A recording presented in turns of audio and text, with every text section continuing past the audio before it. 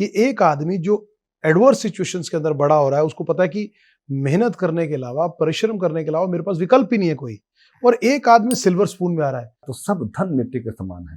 तो तो संतोषम परम सुखम, संतोष में परम सुख है। संतोष भी जीवन में बहुत जरूरी होता है। अपना परिवार भी देखता है, फल की दुकान लगाने वाला, लेकिन कहेंगे नहीं मैं ब्राह्मण के घर से, मैं ठाकुर के घर से। अब ब्राह्मण ठाकुर लेकर बैठा रहता तो मैं चपरासी काम तो नहीं कर सकता था।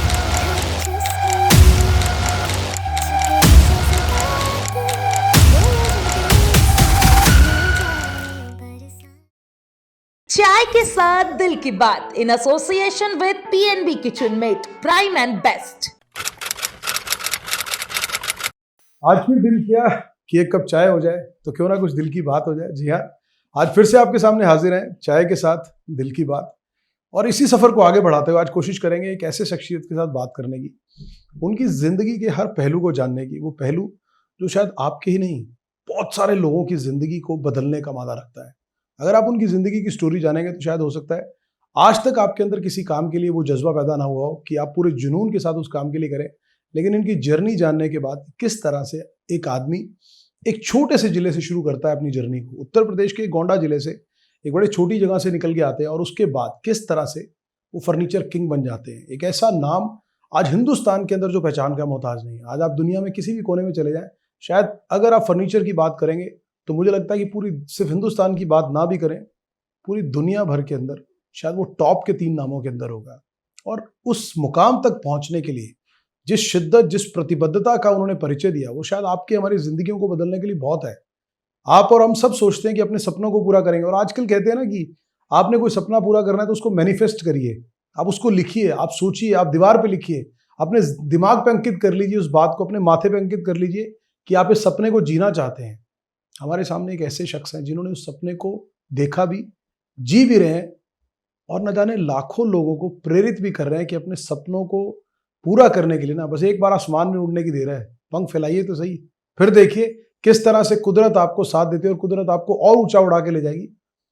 उनके सफर को जानने से पहले मैं कुछ बातें उनके बारे में और बताना चाहूंगा जो आपके लिए जाननी बेहद जरूरी है।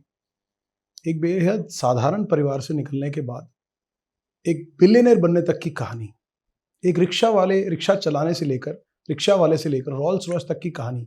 इस पूरी जर्नी के अंदर जितने उतार चढ़ाव जिंदगी में आए, वो सब उतार चढ़ाव हर जिंदगी के अलग अलग रंग को दिखाते हैं, अलग अलग रंग को ये बताते हैं कि जिंदगी में परिस्थितियां बदल सकती हैं, सुख और दुख आते हैं, धूप और छांव आएंगे, लेकिन अगर आपका जज्बा स्ट्रांग है, आपकी नीयत साफ है और आप बिल्कुल रिलेंटलेस एफर्ट्स करते हैं, जिसको बोलते हैं कि कॉन्टिन्यूस एफर्ट्स करते हैं अपने लक्ष्य को पाने के लिए, तो कुदरत भी आपका साथ देती है। वो एक डायलॉग है ना शाहरुख खान का कि किसी चीज को अगर आप इतनी शिद्दत से चाहो ना तो पूरी कायनात उसको मिलाने के लिए आपका साथ देती है। तो ऐसी ही शख्सियत की स्टोरी आज जानने की कोशिश करेंगे। लेकिन आपने बहुत लोगों को देखा होगा मिलियनर बनने के बाद या एक बड़ा बिजनेस किंग बनने के बाद शायद उनके लाइफस्टाइल में चेंज आने का, उनके व्यवहार में चेंज आ गया होगा। वो शायद अपनी, जिसको बोलते हैं ना कि अपनी मिट्टी को भूल गए होंगे, और हो सकता है कि वो समय के साथ उस उड़ान में बह गए हों। लेकिन इनकी स्टोरी में आपको एक और बात देखने को मिलेगी, बड़े होने के साथ, आसमान में ऊंची उड़ान भरने के साथ साथ पैर जमीन पर रखे, इसी मिट्टी के साथ जुड़े रहे, और आज उसी मिट्टी से जुड़े हुए बिलियनर बनने के बावजूद भी लोगों के जीवन में पॉजिटिवली चेंजेस ला रहे हैं, सकारात्मक दिशा में कदम उठा रहे हैं, लोगों की जिंदगी को प्रेरित कर रहे हैं। और न जाने कितने ही लोगों की जिंदगियों को सिर्फ अपने इस ब्लेसिंग के साथ पूरा करने की कोशिश कर रहे हैं और उनकी जिंदगी को अच्छा बनाने की कोशिश कर रहे हैं। हिंदुस्तान के अंदर एक ऐसा ब्रांड जो आज फर्नीचर का कोई पर्याय नहीं है, नाम है गीकन। जी हाँ, गीकन आज किसी भी परिचय का मोहताज नहीं है। हिंदुस्तान का सबसे बड़ा नाम बन चुका है ये फर्नीचर ब्रांड। उतनी ही दिलचस्प कहानी, जितना बड़ा इस कंपनी का नाम, उतनी दिलचस्प कहानी इनके फाउंडर और मैनेजिंग डायरेक्टर की। बड़े आदर के साथ और बेहद रिस्पेक्ट के साथ हम चाय के साथ दिल की बात के इस पॉडकास्ट में स्वागत करना चाहेंगे गीकन कंपनी के managing director Shri Kedarnath Pande. Sir, बहुत बहुत स्वागत है, and I am truly humbled and blessed sir कि आज आपने हमारे इस छोटे से ऑफिस के लिए टाइम निकाला, और बहुत धन्यवाद सर आपका हमारे इस शो में आने के लिए। Sir thank you Deepak ji. पहले तो मैं आपको धन्यवाद देना चाहता हूँ कि आज आपने अपने स्टूडियो में बुला करके सर मेरे जर्नी के बारे में जानने का मौका दिया। और जैसे कहते हैं ना, चाय के साथ दिल की बात, तो सच में मैं लोग तो बढ़ा चढ़ा के बोलते हैं, लेकिन मेरी वो आदत नहीं है सर। मेरे जीवन यात्रा कैसी रही उसके बारे में हम जरूर बताना चाहेंगे, और इससे आने वाली पीढ़ी या जो ये लोग पीढ़ी चल रही है सर, इन सबको शायद फायदा हो। सर, देखिए, मेरा नाम केदारनाथ पांडे है जी। जैसे आपने बताया, छोटी सी सिटी गोंडा का रहने वाला हूँ, जी सर। उत्तर प्रदेश। मेरे गांव का नाम किनकी है। सो असल में हम किसान परिवार से हैं, ब्राह्मण फैमिली में जन्म हुआ। जी सर। मेरे माताजी पिताजी बहुत ज़्यादा एजुकेटेड नहीं थे, जी सर। लेकिन उन्होंने जो मुझे जीवन दिया उसके लिए कोट कोट धन्यवाद माता पिता का, स्वर्गीय माता पिता को। जी सर। सो मैं अपने जर्नी के बारे में बताना चाहें तो किसान परिवार से होने के नाते वहाँ का मुख्य धंधा खेती बाड़ी था। जी सर। हम जब बहुत छोटे थे, ऐसा कह लें 6 में पढ़ते थे, तो ये हुआ कि जो है जीवन भर खेती बाड़ी ही करना पड़ेगा। तो वहाँ से शुरुआत होती है कि हमने कहा कि कुछ हम करना चाहते हैं। तो पिताजी ने कहा क्या कर पाओगे? तो हमने कहा हमारे गांव में किराने की दुकान नहीं है, तो हम किराने की दुकान भी करना चाहते हैं। तो बोले खेती करोगे, किराने की दुकान करोगे या पढ़ाई करने जाओगे? तो उस टाइम की बात है कि हम सवेरे शाम खेती में भी समय देते थे और पढ़ने जाते थे मोतीगंज, हमारे घर से करीब 7 किलोमीटर दूरी पे है Vidyanagar Kisan higher secondary school, Motiganj Gonda. पैदल जाते थे, पैदल आते थे। किसी दिन पिताजी घर पे रहते थे या कोई तबीयत खराब है कुछ है तो साइकिल मिल जाती थी उनकी, नहीं तो वो भी नहीं मिलती थी। जी सर। पैदल ही जाते थे, पैदल आते थे। और किराने की दुकान एक छोटे से कमरे में 2-3 रैक बनवा दिया पिताजी ने और सामान रख देते और सवेरे शाम वो करते थे। जी सर। और वहाँ बाटर सिस्टम ज़्यादातर चलता था। जी सर। जैसे कोई गेहूँ लेके आ गया, हाँ। अब उसको हल्दी मिर्चा चाहिए, हाँ। तो जो भी सौदा चाहिए उसको हम दे देते थे। अब पैसा लोगों के पास कम ही होता था गाँव में, लेकिन वो बाटर सिस्टम बहुत अच्छा लगता था। तो सवेरे शाम वो करते थे। जिस दिन स्कूल बंद रहता था पूरा काम खेती का करते थे पिताजी के साथ। और उस टाइम एक फैमिली थी, यादव फैमिली, जिनको जमीन देकर के बसा रखा था खेती के लिए। जी सर। वो करते थे और भाई जैसा प्यार उनके साथ भी रहता था। तो धीरे धीरे जब खेती बाड़ी करते रहे, पढ़ाई करते रहे, तो एक टाइम आया कि वो स्कूल हाई स्कूल तक था विद्यानगर। उसके बाद हम गोंडा में गांधी विद्या मंदिर इंटर कॉलेज था, जी सर, वहाँ पे एडमिशन कराए। अब एडमिशन कराने के लिए भी पैसे मुश्किल से होते थे।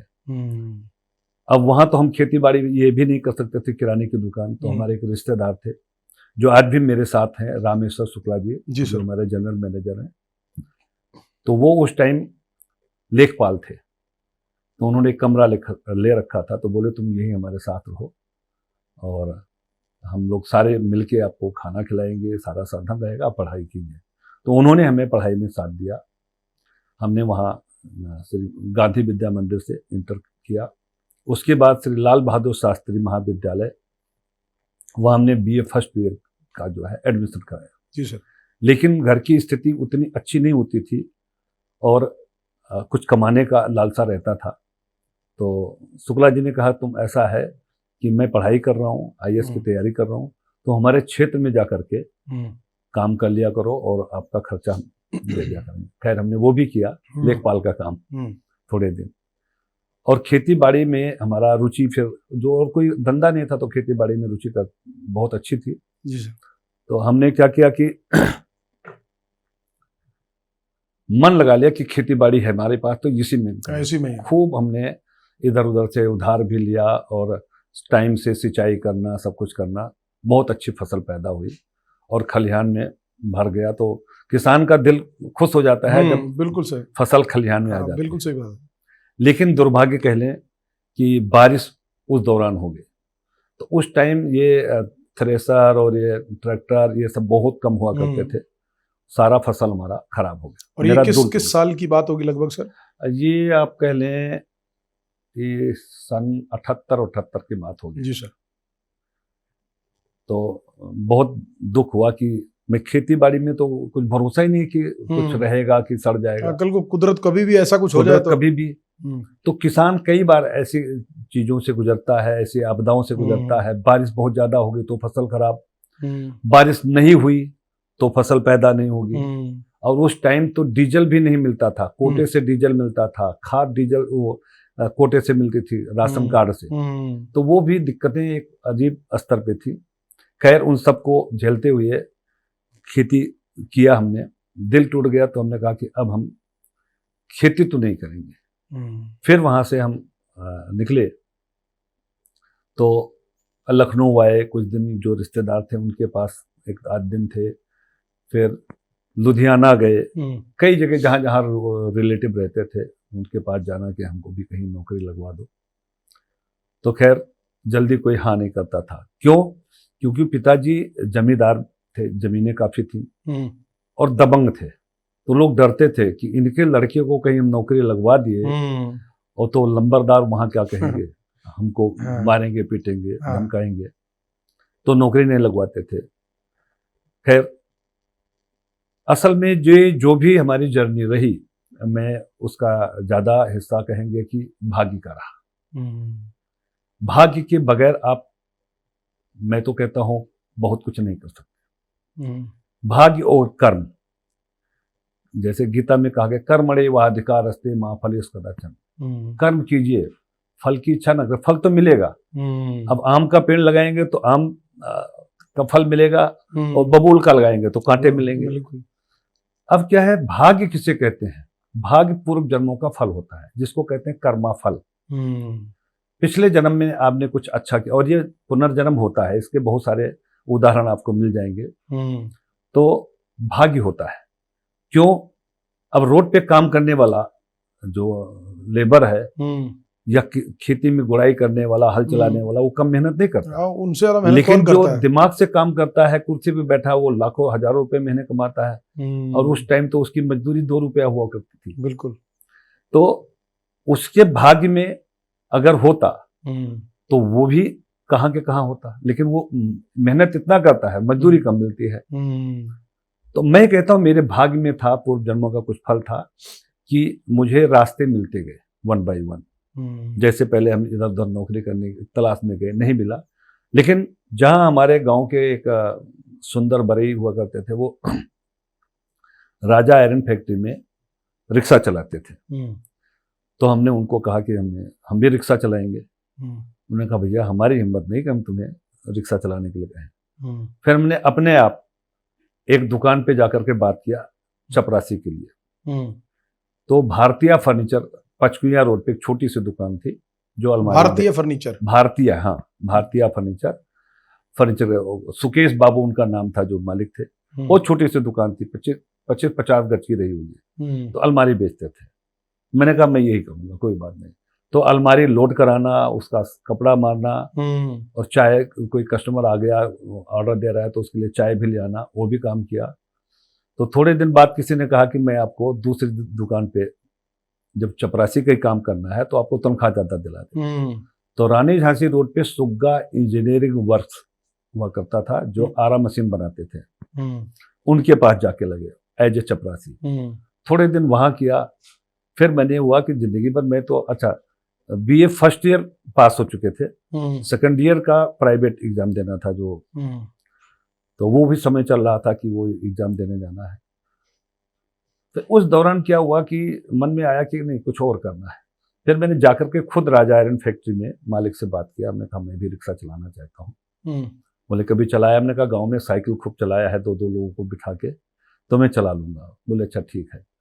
तो वहां से हमने रिक्शा निकाला, ट्रॉली रिक्शा जिसपे अलमारी और फर्नीचर लोड करते हैं, वो चलाना शुरू किया। लेकिन मेरी शुरू से एक आदत थी, मैं एक कपड़ा अगर पहनूंगा तो उसको धुल के प्रेस करा करके, लोटा से प्रेस करते थे उस टाइम, कोयला डाल के, और बिल्कुल बिल्कुल, तो साफ सुथरा रहना।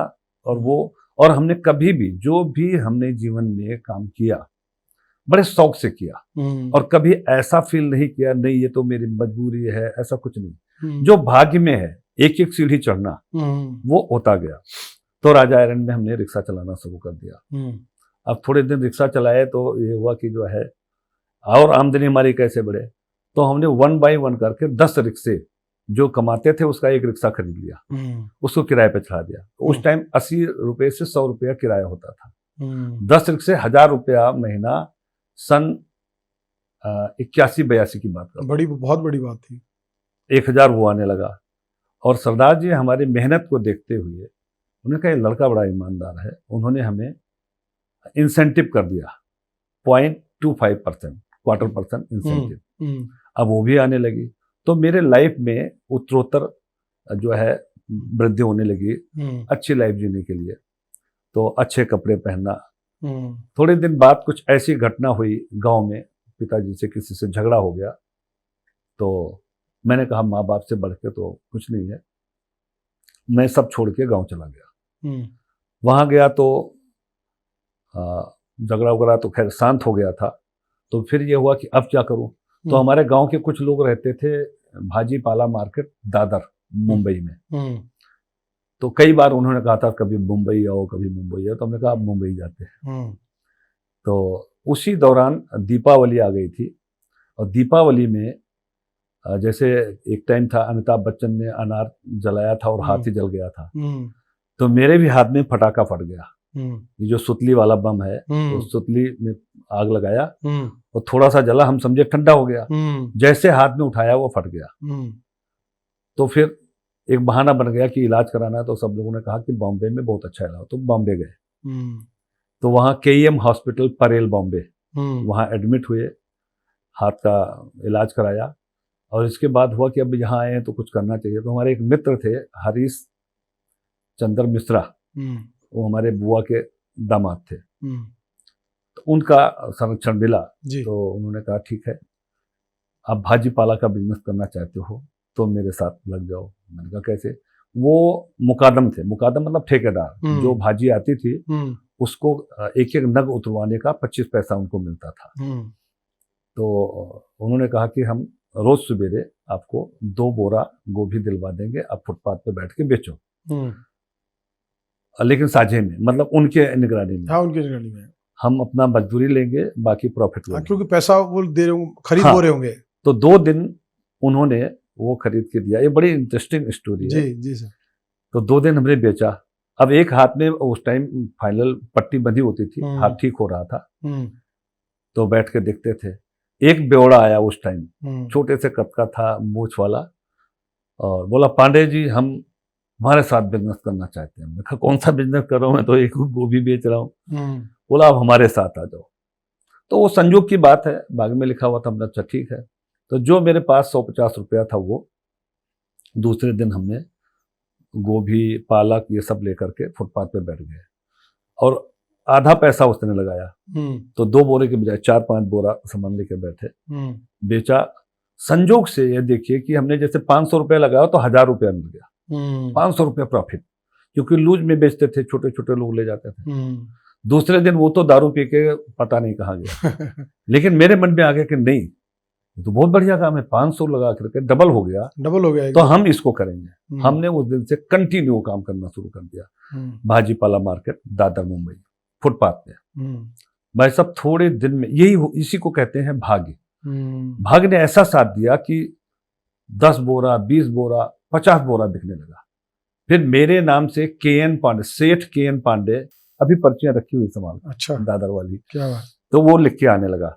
तो हम जो दुकान होती जिसको गाला बोलते थे, गाला तो हमारे पास था नहीं, लेकिन सारे गाले वाले हमारे जान पहचान के हो गए। तो वो बता दिए कि यहाँ से आता है सामान, यहाँ से मंगा लो, तो हम मंगाना शुरू किया। उसमें क्या होता था, रात को 1 बजे आपको मार्केट में आना होता था, जो आपका सामान आया हुआ है वो ले जाके फुटपाथ पर रखिए, बेचिए, और 7 बजे सवेरे उसको हटा देना होता था, क्योंकि म्युनिसिपालिटी आ जाती थी।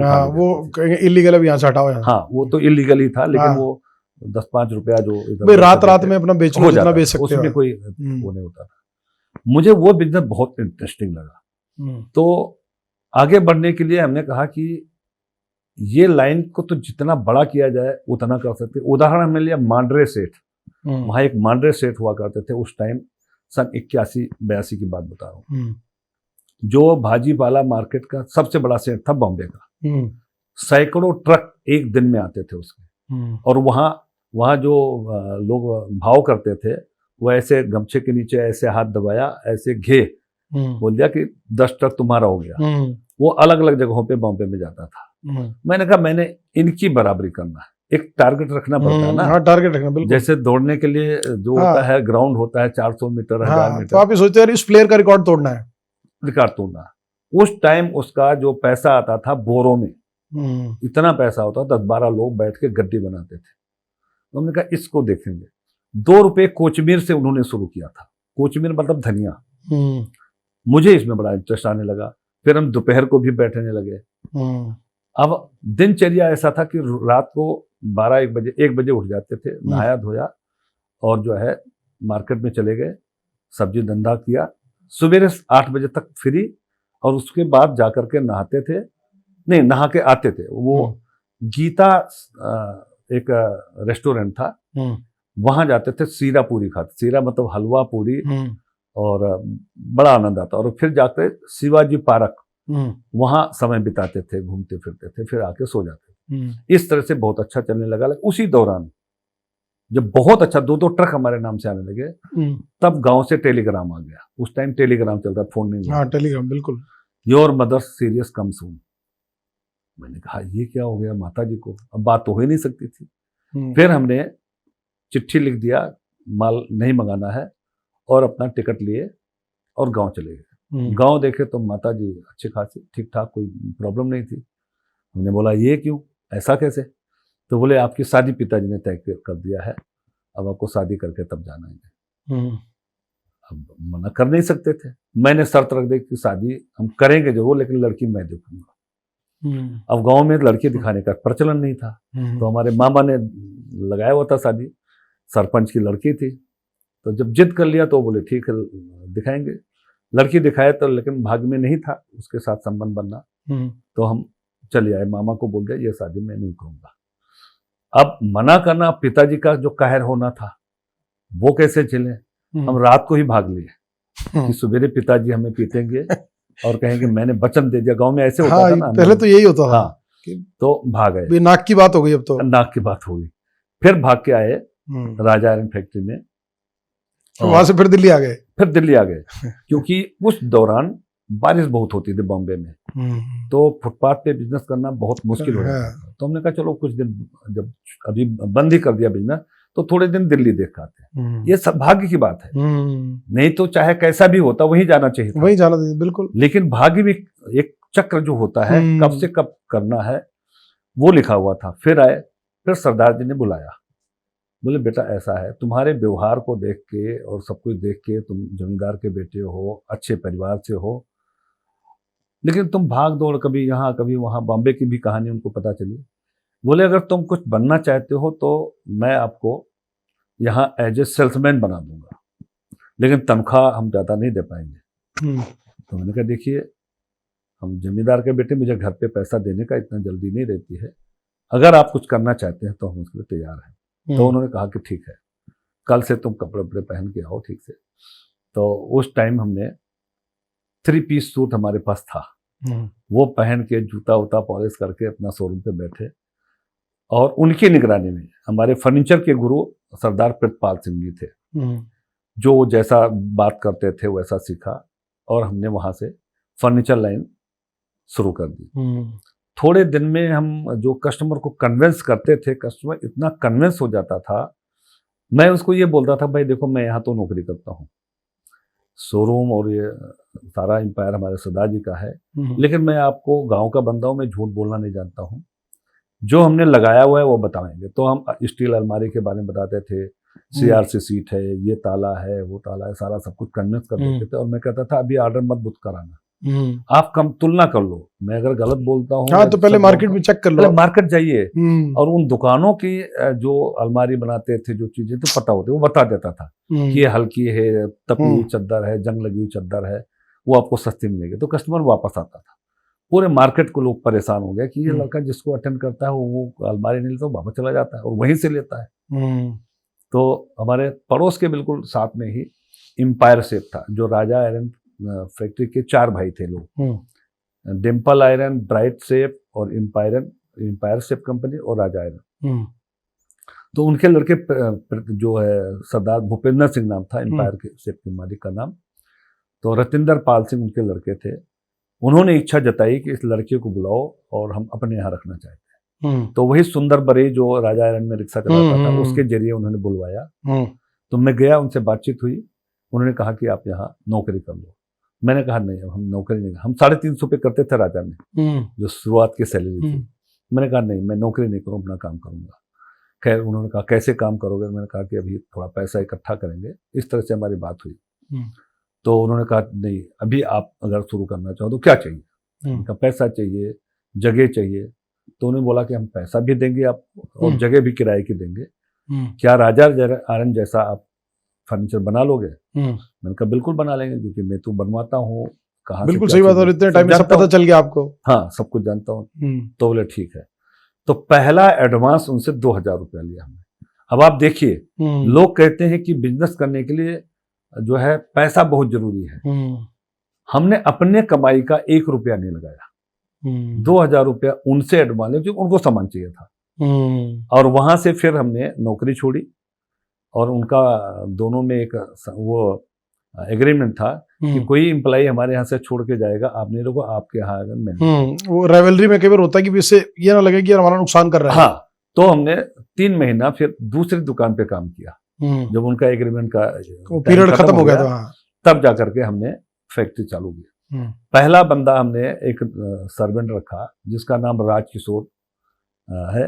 वो आज भी मेरे पास, आप सोचो, क्या सन 87 में हमने शुरू 87 की आपकी ब्रांड शुरू हुआ। हाँ, वहां से शुरू किया था। तब से लेकर आज तक बंदा मेरे साथ है। ये भी भाग्य की बात होती है कि इतने बढ़िया बंदे मिल जाए, वो आपका भाग्य है। तो कर्म और भाग्य दोनों साथ देता है तो इंसान आगे बढ़ता है।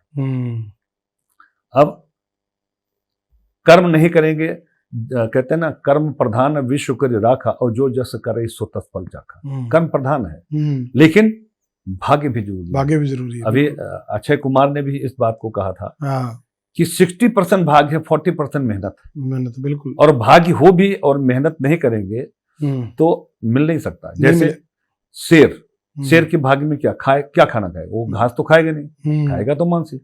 सुप्त सिंह एक लेकिन सुबह उठ के भागेगा तो मिलेगा। सोए हुए सिंह के मांद में शिकार नहीं आ सकता, उसको भी शिकार करना पड़ेगा तभी। शेर बूढ़ा होके नहीं मरता, शेर भूखों मरता है। जब वो उसकी उतनी ताकत नहीं रह जाती, शिकार करने की है, तब कोई शिकार करके उसको मुंह में नहीं ला के देता। इसलिए कर्म जरूरी है। तो खैर हमने वहां से शुरुआत किया और एक एक करके हमारा काम बढ़ता गया। सरदार जी ने उसके लिए शोरूम खोला जहां अलमारी बनाते थे, तो वहां कुर्सी का काम शुरू किया। जब काम बढ़ने लगा तो उनको लालच आ गई। लालच कैसे आ गई? राजा आयरन फैक्ट्री जहां मैं सेल्समैन बना, वहां 2 पुराने सेल्समैन थे, एक कपूर थे और एक सोनी थे। तो उनके कार्यों की वजह से सरदार कुछ पकड़ नहीं पाते। जब मैं आया था सब ओपन हो गया, उनको निकाल दिया। वो जाकर के एम्पायर सेट में काम कर रहे थे। वहां मैं एज ए मालिक बन गया, फर्नीचर बना के सप्लाई करता था। तो उस चिढ़ से उन्होंने सरदार जी को भर दिया, कान भर दिए कि ये तो पूर्विया है, भैया है, तो धोखा दे देगा, तो कुछ रास्ता निकालो कि इसको दूध की मक्खी की तरह बाहर निकाल दो। उन्होंने प्रस्ताव रखा, हमने मना कर दिया। हमने कहा मेरा काम है, हम आपको माल बना के दे रहे हैं, अब आप कह रहे हो कि पार्टनरशिप कर लो, तो मैं नहीं करूंगा। इस पे हमारी उनकी बात गड़बड़ हो गई। तो उन्होंने हमारा सारा फर्नीचर का जो सामान किराए की जगह में उनके वो सारा सामान उठवाने का उन्होंने प्लान कर लिया। तो काफी लोग उस दौरान मेरे पास आते थे कि मेरे से काम कर लो, मैं मना कर देता था कि हमने कमिट किया हुआ। हाँ बिल्कुल ठीक है, हाँ इन्हीं को देंगे। खैर जब उन्होंने ऐसा हमें कहा तो हमने रात को सामान शिफ्ट करके पड़ोस वाले के यहाँ रख दिया और वो जाकर के हमारे ऊपर झूठा FIR, मतलब FIR तो नहीं लिखा गया था लेकिन कंप्लेन कर दिया। और जानते हैं कुछ धन का ऑफर दे दो, तो उन्होंने किया, मेरा सारा सामान उनको दिलवा दिया। फिर हम आगे गए तो उस टाइम इंदिरा गांधी की सहेली रहा करती थी 6/11 बसंत कुंज कहाँ पे, उनके पास गया सिफारिश लेके हमारे एक रिश्तेदार उनके यहाँ काम करते थे। खैर उन्होंने भी मना कर दिया कि सरदार जी से टकराने का कोई फायदा नहीं है। लेकिन संयोग अच्छा था कि हमारे उस टाइम कुंवर आनंद बहादुर सिंह हमारे यहाँ के एमपी थे, उनके यहाँ गया। फिर उन्होंने अपने एक दोस्त को बोला कि भाई ये लड़के को ऐसे ऐसे परेशान किया गया है। वो आगे सिफारिश किए तो डीसीपी चड्ढा थे उस टाइम, रजौरी गार्डन में थे। उन्होंने इसको एसएचओ को बुलवाया, बोले भाई आपने गलत काम किया है, इसको सुधार लो नहीं तो गलत हो जाएगा। खैर सरदार जी को बुलाए, आमने सामने बैठे। अब उस टाइम सरदार जी ने कहा भाई आप मुझे बताइए कि डीसीपी साहब से बोले कि आप कहो तो इसको कुछ दे देता हूँ, वैसे इसका कुछ बनता नहीं है। हाँ। सबूत है तो बताया। तो हमने कहा देखिए सबूत तो सारा मिल जाएगा। इन्होंने हमारे कंपनी का नाम नहीं बनाने दिया। ऐसे माल ले रहे थे तो ऐसे में दे भी रहा था। लेकिन ऐसी है कि सरदार जी अगर सत्य बोलते हैं तो मैं ब्राह्मण परिवार से हूँ और ये सरदार फैमिली से हैं। ऐसा कीजिए गीता मंगा दीजिए हमारे लिए, इनके लिए गुरु ग्रंथ साहब मंगा दीजिए। ये गुरु ग्रंथ साहब उठा के कसम खा लें कि इस लड़के का एक पैसा नहीं देना है और मैं गीता का कसम खाऊंगा कि मुझे जो भी हमारा उस टाइम अमाउंट बनता था इतना का सामान लेन देन जो ले लिया। अगर ये कसम खा लेंगे तो ठीक है, मैं आज ही उठ के चला जाऊंगा, मैं कुछ नहीं मांगूंगा। अब सरदार जी पसीने पसीने हो गए, बहुत दिक्कत फील हुई। बोले पानी मंगाइए, मुझे हार्ट की प्रॉब्लम है, मुझे ब्लड शुगर है, मुझे ये है। फिर डांटा उन्होंने डीसीपी ने कि ये क्या कर रहे हो, एक लड़की के साथ ऐसा नहीं करना चाहिए। खैर उसी दिन शाम को हमारा उनका फैसला हो गया। उन्होंने जो हमारा पैसा निकलता था वो दे दिया, सुलानामा लगा करके। और हमने पहली कंपनी खोली मारुति फर्नीचर। वहाँ एक हमारे गांव के तरफ के थे ठाकुर साहब, उनके भाई को अपने पास लगाया और मारुति फर्नीचर के नाम से हमने काम शुरू किया। और ये कौन से साल की बात है जब? ये तकरीबन 90 के आसपास की बात है, 90-92। तो उनके साथ हमने बिजनेस किया और खूब बढ़ा बिजनेस। वो 4 भाई थे। फिर वही प्रस्ताव उन्होंने भी रख दिया कि जी ये जगह है, 200 गज जगह थी, वो किराए की थी और उन्हीं की बुआ के लड़के थे जिनकी जगह थी। तो बोले कि जो है तो जगह हमारे बुआ की है और आप चाहो तो आप दूसरी भी कर लो।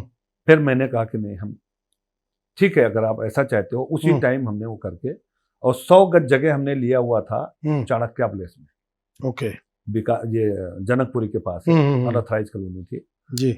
वहां पे हमने पांडे फर्नीचर के नाम से फिर काम शुरू किया।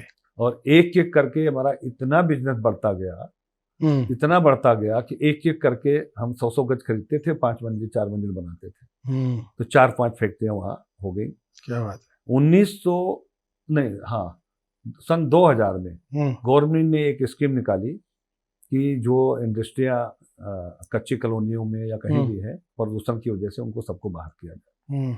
तब हमने यहाँ IMT मानेसर में एक प्लाट बुक कराया 1500 रुपये मीटर का। आज वो 1.25 लाख रुपए मीटर है। और वहाँ पे हमने बनाया, 3 साल के अंदर बना करके चलाना होता था। तो तब हमने अपने कंपनी का नाम रखा, पहले पांडे फर्नीचर था। तो एक हमारे मित्र ने ही सलाह दिया कि कुछ जाति सूचक जो कंपनियां होती हैं तो सेल में थोड़ी सी अड़चन आती है। तो उनके कंपनी का नाम था जायसवाल इंडस्ट्री। उन्होंने सेविटन कर दिया था। उन्होंने ही सुझाव दिया कि सेविटन हमने कैसे किया कि उनकी वाइफ का नाम था सावित्री, उनका नाम था पलटन, तो सेवी और टन सेविटन। तो वैसे ही उस सुझाव को हमने माना और जिकेन बनाया। बिल्कुल। खैर 1 by 1 करके बहुत अच्छा बिजनेस चलता रहा और आज आपके और लोगों के सहयोग से, भगवान की कृपा से अच्छा खासा बिजनेस हमारा चल रहा है। जो हमारे पास 2000 प्लस लेबर है, 200-250 स्टाफ है, ऑल ओवर इंडिया डीलरशिप है और अच्छा खासा बिजनेस हम कर रहे हैं। मुझे लगता है सर जो आपने स्टोरी बताई है कि एक आदमी अगर पूरा इसका फलसफा निकाले तो मुझे लगता है कि जीवन में इतनी एडवर्स सिचुएशन, जैसे आपने बताया कि भी पहले आपने दिल्ली शुरू किया तो बंद करके गांव चले गए, फिर मुंबई शुरू किया तो मुंबई से फिर गांव चले गए, बंद करके चले गए, शादी के लिए बुलाया, फिर तीसरी बार आए। कि जीवन कई बार कितने रंग दिखाता है कि जिसकी वजह से, लेकिन शायद वो कुदरत की नीति है कि अगर वो उस समय तो हो सकता है शायद आपको एक बार लगा अरे यार मेरा बॉम्बे में बहुत अच्छा चल रहा था, मेरे को बंद करना पड़ा, बट शायद कुदरत ने बहुत बड़ा कुछ लिखा था, इसलिए वो काम नहीं हुआ। मैं कुदरत की इस बात, एक तो हम अपने जन्मभूमि से बहुत प्यार करते हैं जी। इसमें कहा गया जननी जन्म भूमश्च स्वर्गादप गरेसी, जननी और जन्मभूमि स्वर्ग से भी बढ़कर है। तो एक टाइम था जब मैं पढ़ाई कर रहा था, 10th में था, तो एक विद्या के ऊपर एक निबंध लिखने को मिला था। वो निबंध 5-7 लाइनें हैं, मुझे याद है। जी जी। तो विद्या धनम सर्व धनम प्रधानम, विद्या सभी धनों में प्रधान धन है। कैसे? विद्या व्यय कृत्य वर्धते, विद्या ही एक ऐसा धन है या ज्ञान ही एक ऐसा धन है जो व्यय करने से बढ़ता है। बिल्कुल। विद्या भ्राता न विव्यते, विद्या एक ऐसा धन है जो भाइयों में बांटा नहीं जा सकता। विद्या विदेश गमने स्वबंधु जना भवत, विद्या एक ऐसा धन है कि विदेश जाते हैं आपका सामान चोरी हो जाता है और अगर आप विद्वान हैं तो वहां धन अर्जित कर लेंगे। विद्या राजा न हरत, विद्या एक ऐसा धन है कि कोई भी बादशाह, कोई राजा आता है आपका धन सामान सब संपत्ति हड़प लेगा, लेकिन विद्वान है तो वो नहीं ले सकता। विद्या चौरम न चूर्यत, विद्या एक ऐसा धन है जो चोर चुरा नहीं सकता। बिल्कुल। विद्या ददाति विनयम, विद्या एक ऐसा धन है जो आपको विनय प्रदान करता है, आप एक नम्रता आ जाती है, एक सलीका आ जाता है। बिल्कुल। इसलिए विद्या सभी धनों में प्रधान धन है।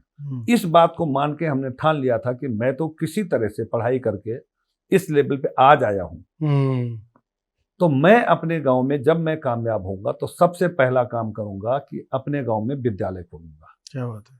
ये उस टाइम का 10वीं में जब पढ़ रहे थे तब का प्रण था जी। और जब हमें यहाँ चाणक्य प्लेस में जब हमारा बिजनेस शुरू हुआ तो हमने घर नहीं बनाया, पहले मैंने पहले विद्यालय बनाया। क्या बात है। और फैक्ट्री के ऊपर 2 कमरा सेट करके हम फैक्ट्री पर रहे थे और सबसे पहले विद्यालय बनाया। क्या बात है। और पहले साल 1995 में पहले साल 600 बच्चों का एडमिशन किया जब 1 रुपया फीस थी। और उसके बाद तो हर साल बच्चे बढ़ते गए, आज की तारीख में 3500 बच्चे पढ़ते हैं और वहां के पढ़े हुए कई बच्चे साइंटिस्ट हैं, एक जज है और कम से कम 400 बच्चे पढ़े हुए मेरे फैक्ट्री में काम करते हैं। कोई ट्रांसपोर्ट मैनेजर है, कोई प्रोडक्शन मैनेजर है, अलग अलग टीम बनी हुई है। तो मुझे बड़ी खुशी होती है। और उस विद्यालय के होने से, क्योंकि जब विद्यालय खोला उस टाइम हमारे उधर क्राइम बहुत हुआ करता था। बिल्कुल। लोग आज जो ये पूजा का दिन है ना, करवा चौथ, एक बंदा था उसका नाम नहीं लूंगा, वो करवा छीन लेता था लोगों को, अच्छा, राजनी कर लेता था। आज जो है वो इलाका उस विद्यालय के नाम से जाना जाता है। क्या बात है, क्या बात। तो इतना सुधार हुआ, उस टाइम का सपना जाकर के हमारा साकार हुआ 1995 में। और उसके बाद हमने देखा कि कुछ गांव में लोग निरंतर बदला के रूप में लेते थे। लड़ाई झगड़े में किसी का मर्डर हो गया तो उसको दफना देते थे, कहते इसको मार लूंगा तब इसको जलाऊंगा। तो ऐसे पीढ़ियों झगड़ा चला रहा था वहां। हमने पहला मंदिर बनाया वहां पे, अकमा गांव है। उस मंदिर की वजह से इतना सुधार हुआ, जो वैमनस्यता थी वो दूर हुआ। आज आरती के समय पे दोनों पक्ष के लोग वहां इकट्ठा होते हैं आरती में। क्या बात। और जिसके बाप का मर्डर किया हुआ है वो बच्चा उनको प्रणाम करता है। क्या बात। मतलब जो बंदूक कट्टा ये सब बेसिकली क्या है कि वो धारणा ही चेंज, हाँ, धारणा चेंज हो गई। मंदिर के बाद जब लोगों में धर्म कर्म की भावना बढ़ी, ईश्वर के प्रति आस्था बढ़ी, हाँ, तो लोगों को लगता था कि जब पहले सिर्फ एक गुंडागर्दी, एक दूसरे के प्रति द्वेष भाव रखना, वो भाव भी कम होते चलेंगे। और जब कहते हैं ना कि जब आपके भाव नेगेटिव खत्म होने लग जाए तो अपने आप प्योरिटी आने लगती है। हाँ। फिर आप अच्छे और सद्भाव की तरफ सोचते हो। एक बंदा आया मेरे गांव में, भमेचा एक गांव है, उस दौरान मैंने 5 मंदिर बनाए थे। एक अकमा में बनाया, एक भमेचा में बनाया, 2 सिसोरिया में बनाया, एक हनुमान मंदिर, एक शिव जी का मंदिर जी, एक बरुआ में बनाया। इस तरह से हमने 5 मंदिर बनाए। आज भी अभी इस दौरान एक कष्टुआ एक गांव है हमारे घर से 2 किलोमीटर दूरी पे, एक मंदिर का निर्माण वहां चल रहा है। और एक सबसे सुंदर, देखिए भगवान का घर सबसे सुंदर होना चाहिए। बिल्कुल सही बात है, क्योंकि उनसे आगे तो कोई है नहीं, सर्वोत्तम है वो तो। हाँ, तो उसका नाम रखा है दिव्य आश्रम। क्या बात। जो ऋषिकेश से करीब 25 किलोमीटर दूर है जी, वहां पे हम बना रहे हैं। गोलर जगह का नाम है, तो वहां पे हम मंदिर बना रहे हैं। मंदिर का फायदा ये होता है कि देखिए आज जो भारत देश है, इसको चलाने के लिए जितनी फोर्स चाहिए उतनी हमारे यहाँ नहीं है। बिल्कुल सही बात है। विश्व में लगभग हम 140 करोड़ से ऊपर हो चुके हैं, चाइना को भी बीट कर दिया जनसंख्या में। बिल्कुल, लेकिन उतनी फोर्स नहीं है अगर कुछ बवाल हो जाए। हाँ, तो संभालने के लिए होना भी चाहिए। जुड़े, भगवान चला रहे हैं। हाँ। हम किसी को समझाते हैं भैया ऐसे गलत काम नहीं करना, इसका बुरा फल मिलेगा, इसका ये पाप होगा, इसका वो पाप होगा। तो इस तरह से लोगों को डर भी रहता है कि हमें पाप नहीं करना, गलत नहीं करना। अच्छा करोगे तो तुम्हारा आने वाली फैमिली भी अच्छी होगी, गलत करोगे तो उसको भी भुगतना पड़ेगा।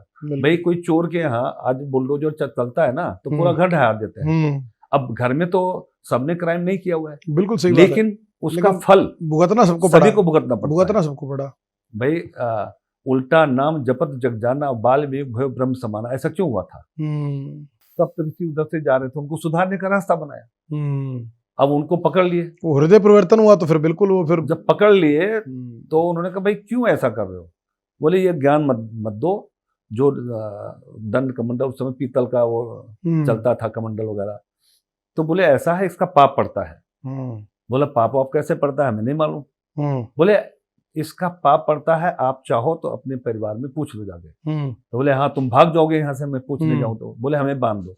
तो उनको बांध दिया और अपने परिवार में गए। बाप से पूछा सबसे पहले कि जो छीन के लाता हूँ इसका पाप होता है तो उसमें तो भागीदार हो गए।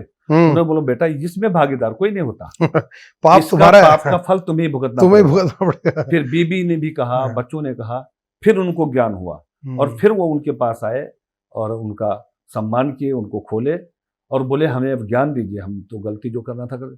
बोले राम नाम जपो। तो बोले राम नाम तो कभी जपा नहीं, मैं कैसे जपूं?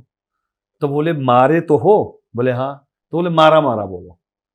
तो मारा मारा मारा बोलते बोले रामा रामा रामा आ गया। तभी से कहा जाता कि उल्टा नाम जपत जग जाना, बाल्मीक भयो ब्रह्म समाना। जिस बाल्मीक जी ने फिर रामायण की रचना की, और तुलसीदास जी तो हमारे गोंडा से ही हैं, उनके माता जी का नाम हुलसी था, उन्होंने रामचरितमानस की जो है रचना की। तो इस तरह से जीवन में बहुत सारे पहलू आते गए और हम ये मान के चलते हैं। लोग कहते हैं कि ये हमने किया, मैं नहीं करता हूँ, मेरे भाग्य में और ये कर्म पहले से डिसाइड होता है। ये प्रारब्ध है पिछले जन्म का। इसका उदाहरण मेरे जीवन में एक यहाँ सेक्टर 29 गुड़गांव में एक है जो शिव आश्रम नाड़ी एस्ट्रोलॉजी सेंटर जी। एक बार एक दोस्त से ऐसे बात हुई, उसने बताया तो मैंने कहा कि मैं भी दिखाना चाहता हूँ। पहले हाथ वाथ दिखाते थे तो 10 बातें झूठ 10 बातें सच्ची बोल देते थे। मैं वहां गया, आप सोच नहीं सकते हैं कि ऐसा कैसे हो सकता है।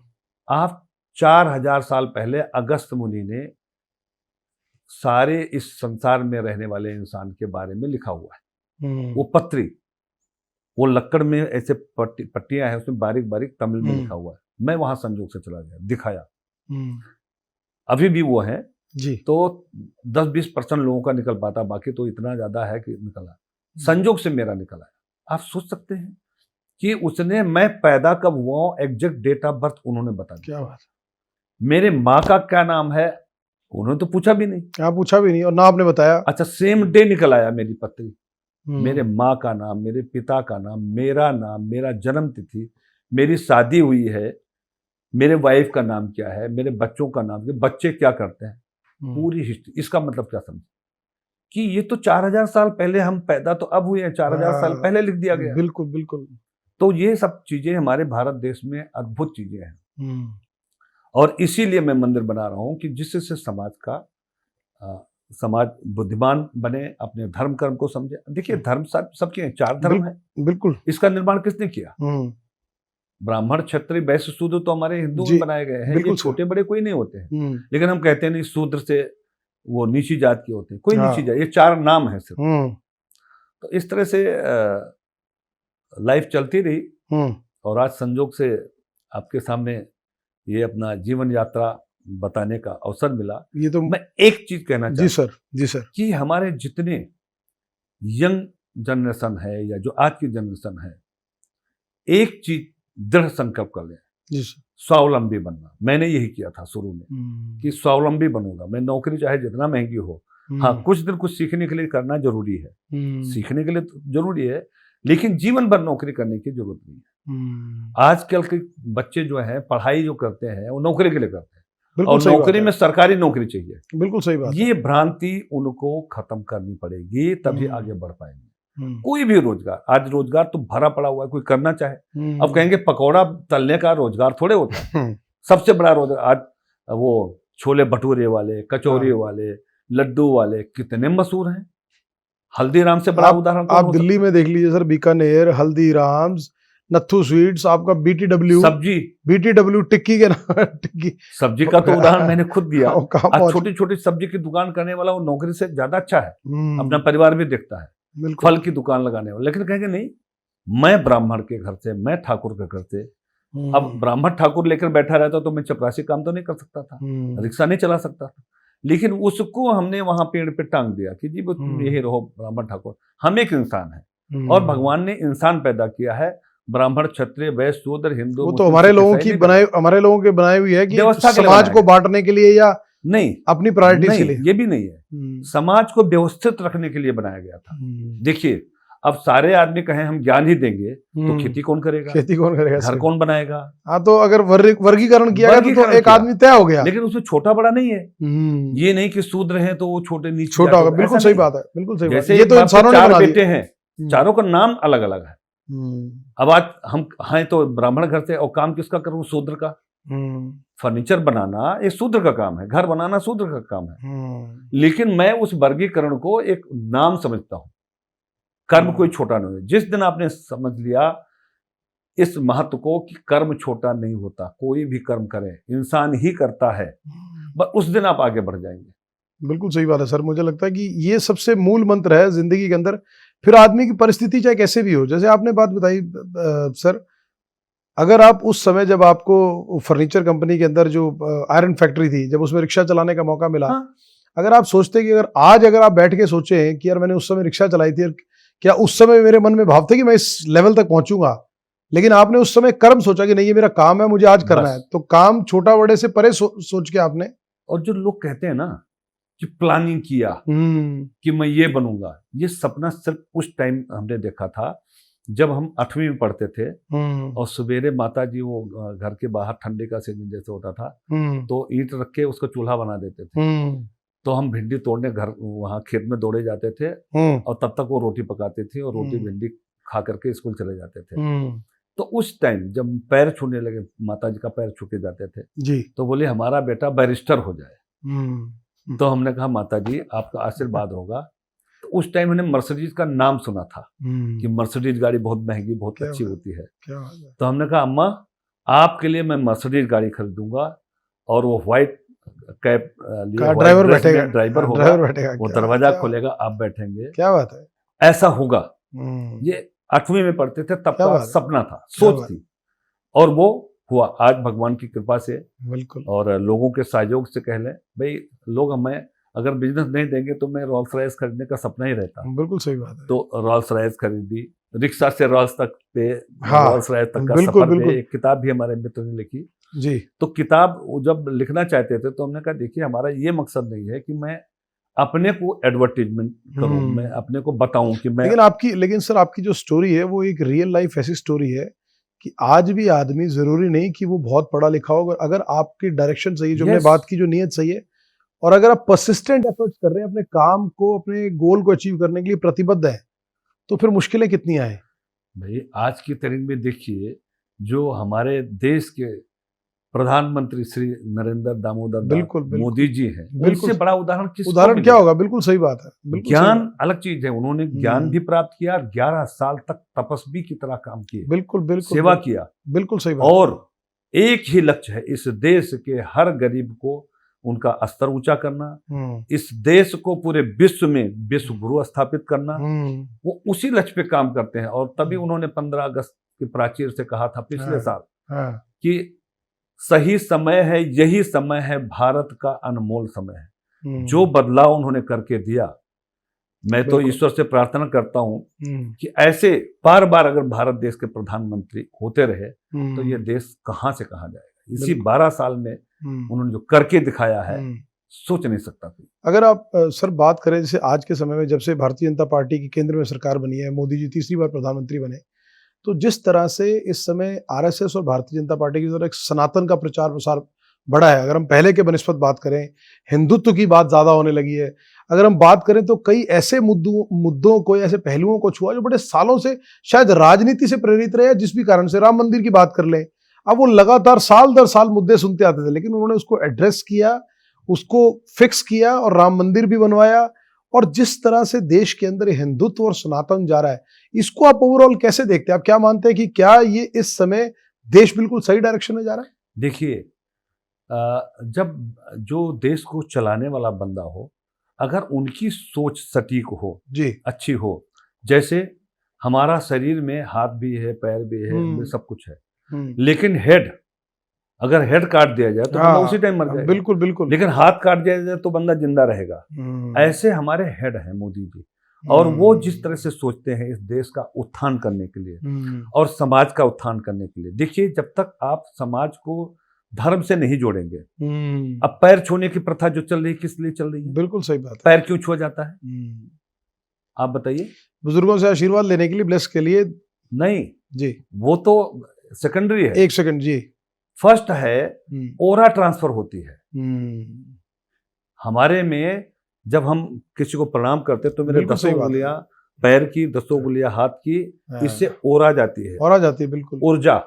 और जो गुरु कहा गया है, गुरु को प्रणाम कीजिए, माता पिता को, जो अपने से बड़े हैं बिल्कुल, उनका आशीर्वाद मतलब उनकी ऊर्जा लीजिए। हाँ। जैसे एक गिलास में पानी है भरा हुआ, एक गिलास खाली है, और पाइप ऐसे कर दें तो वो उसको बराबर कर देगा। ऐसे ऊर्जा लेने के लिए हमारे देवी देवताओं के पीछे किरणें दिखाई जाती है ना, हाँ, वो ऊर्जा का स्रोत दिखाया जाता है। तो वो ऊर्जा हमें उनसे चाहिए तो कैसे होगी? या तो हम उनके चरणों में पड़ जाए। तो पहले दंडवत प्रणाम करते थे, हाँ। दंडवत प्रणाम करते थे तो गुरु खड़ाऊ पहनते थे। बिल्कुल सही बात है। तो वो जैसे लेटते थे, जो उनका सेवक जो भी, हाँ, शिष्य वगैरह, तो ऐसे करते थे, ऐसे ऊर्जा ट्रांसफर होती थी, और वो झुकते थे तो पूरा ऊर्जा उसके ऊपर पड़ती थी। और वही अंग्रेजों ने हाथ मिलाने का कर दिया, जैसे हाथ मिलाएंगे तो एक दूसरे की ऊर्जा ट्रांसफर। फिर कुछ कंट्रियों में हक करते हैं, यहाँ किस करते हैं, ये सारे क्रम जो है ऊर्जा देने के लिए, और इसको धर्म से जोड़ दिया गया। अब प्रणाम करते हैं, अब कहेंगे इस शरीर को 4 भागों में बांटा गया है, ब्राह्मण, क्षत्रिय, वैश्य, शूद्र। प्रणाम किसको करते हो?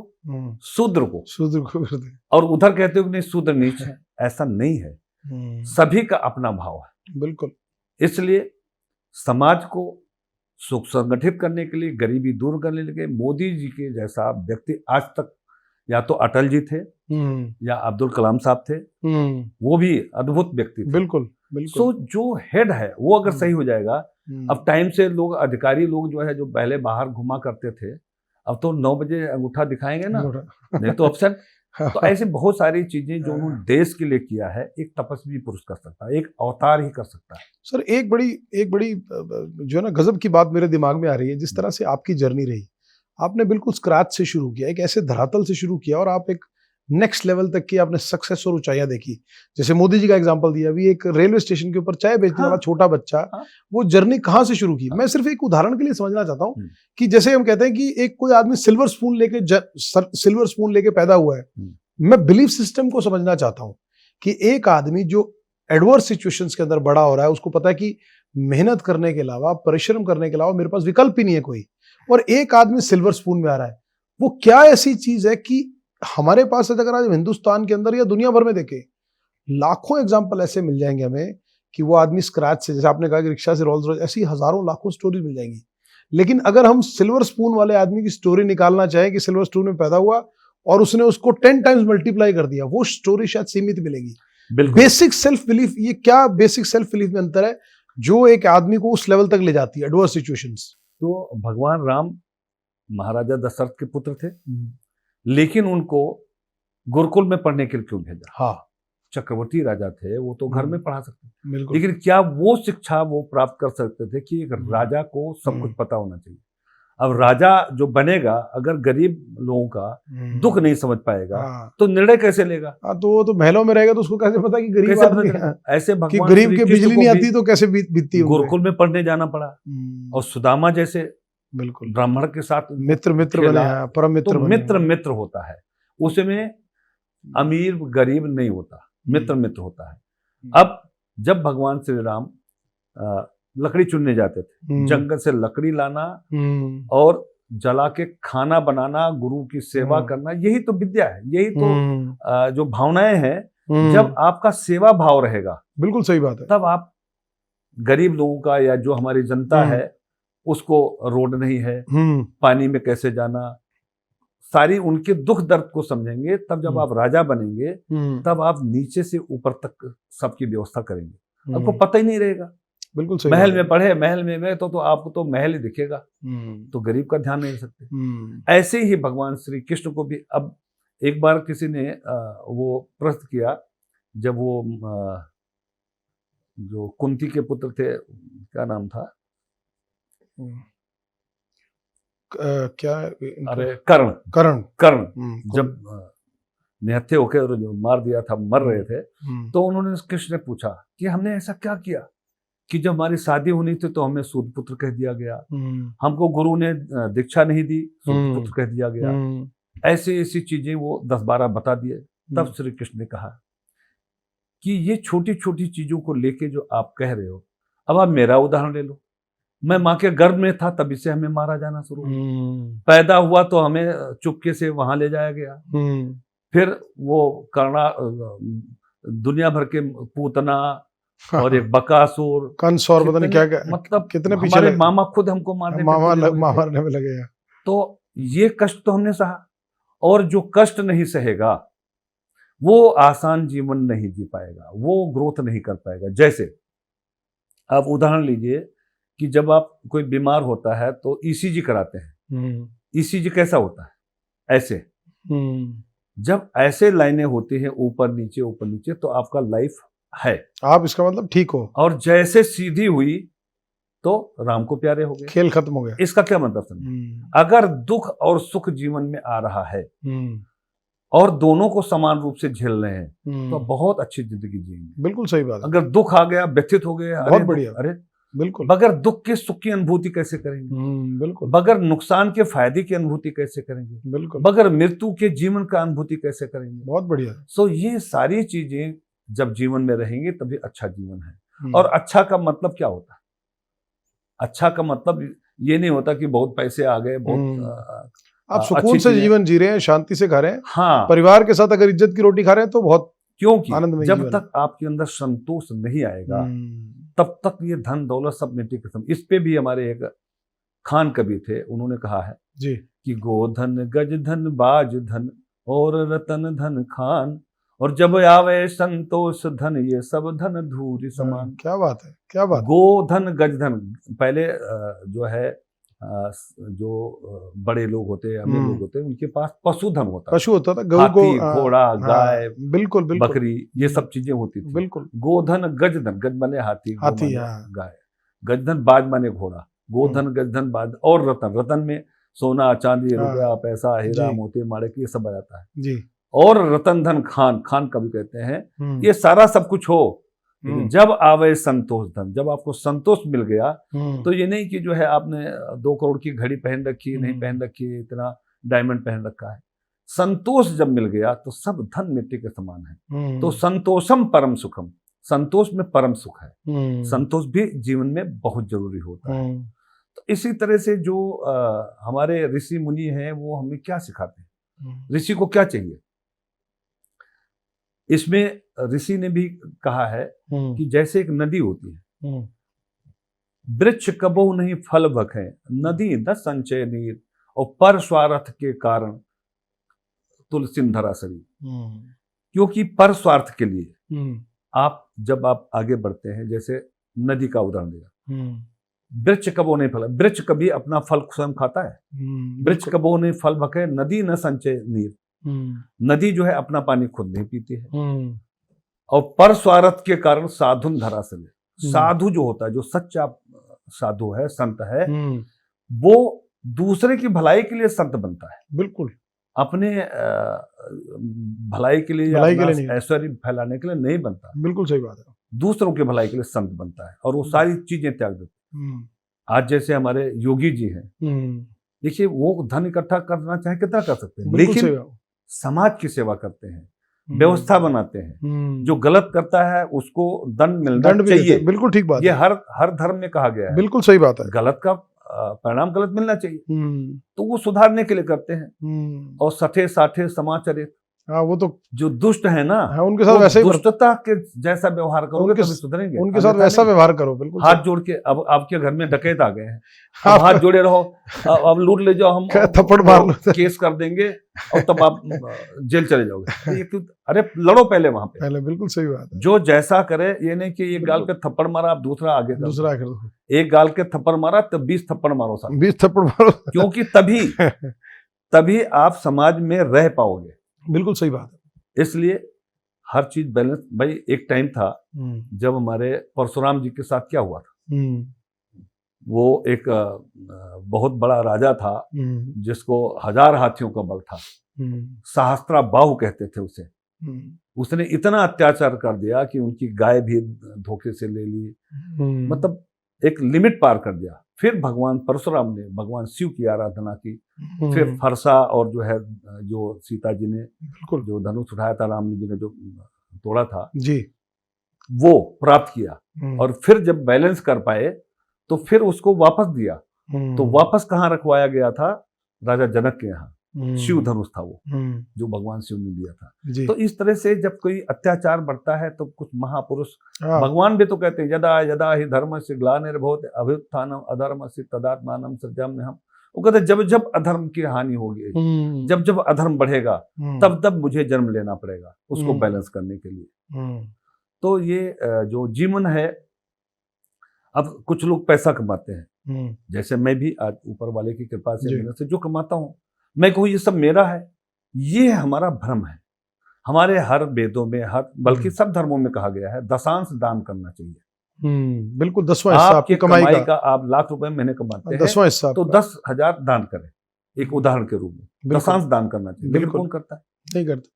अगर करना शुरू कर दो, बल्कि लोग तो ये सोचते हैं कि दूसरे का 10वां हिस्सा भी ले लें। यस अपना तो बाद में दान जो करेंगे। लोग ये देखते हैं एक मंजिल घर आपका बना हुआ है, पड़ोसी ने 2 मंजिल बना लिया, तो आप ये सोच के करते हो कि उसका दूसरा मंजिल गवर्नमेंट आकर ढहा दे, मेरे बराबर हो जाए। आप ये सोचो कि 2 मंजिल है, अब 3 मंजिल, अपनी लाइन लंबी कर लो। बिल्कुल सही बात है। तो आप भी सुखी रहोगे और समाज आगे बढ़ेगा। आपने जो सर उदाहरण दिया, मुझे लगता है कि जीवन के अंदर जिन लोगों ने भी अपनी कामयाबी के आयाम बनाए हैं, शायद उन्होंने इसी आइडियोलॉजी पे काम किया कि भाई साहब दूसरे की लकीर छोटी मत करो, अपनी लकीर बड़ी करो, उसकी वैसे छोटी हो जाएगी। मैं सर एक मेरे दिल में और बड़ा गहन सवाल है जो मैं व्यक्तिगत तौर पे भी जानना चाहूंगा, और मुझे लगता है कि ऑडियंस के हिसाब से भी, आज जब लोग बड़े सक्सेस मिल जाता है लाइफ में, बहुत आयाम पा लेते हैं, बड़े बार लोग अपने रूट्स भूल जाते हैं सर, बड़े रूट्स भूल जाते हैं। और बड़े एग्जाम्पल्स भी ऐसे नहीं है कि समाज में ऐसे लोग नहीं है जो रूट्स याद रखते हैं, बहुत लोग ऐसे भी हैं, लेकिन बड़े ऐसे एग्जाम्पल्स भी देखने को मिले जो रूट्स भूल जाते हैं, या शायद पुरानी चीज़ों से संबंध भी नहीं रखते।